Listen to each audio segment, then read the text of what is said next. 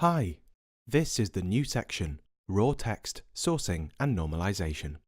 In this section, you will learn 7 different solutions. As the name of the section suggests, we will be learning to source data from PDF files, Word documents, and the web. PDFs and Word documents are binary, and over the web you will get data in the form of HTML. For this reason, we will also perform normalization and raw text conversion tasks on this data. Let's start with the first video of this section, the importance of string operations. In this video, we're going to understand the str class and operations with it. For this video, you will just need the Python interpreter and a text editor, nothing more. We will see join, split, addition and multiplication operators and indices. To get started, define 2 objects.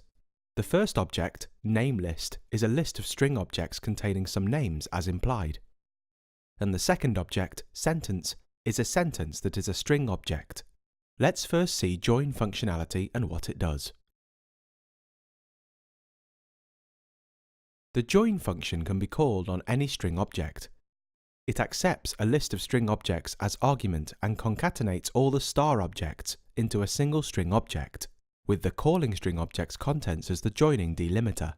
It returns that object, as seen here. Next, we check the split method. The split function called on a string splits its contents into multiple string objects, creates a list of the same, and returns that list.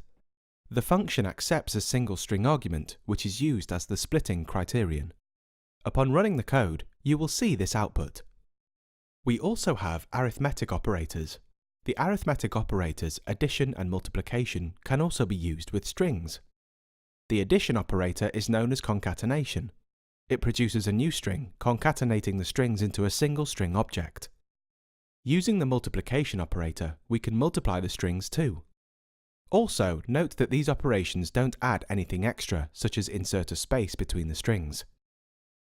So here's the output we get.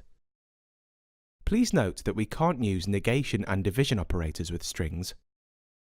Let's look at the indices of the characters in the strings. Add these lines of code. First, we declare a new string object. Then we access the second character in the string, which just shows that it is straightforward. Now comes the tricky part. Python allows you to use negative indexes when accessing any list object. -1 means the last member, -2 the second last, so here -3 is the third last. Upon running this code, we get these characters. So, this video is pretty simple and straightforward, in that the objective was to introduce some common and uncommon string operations that Python allows.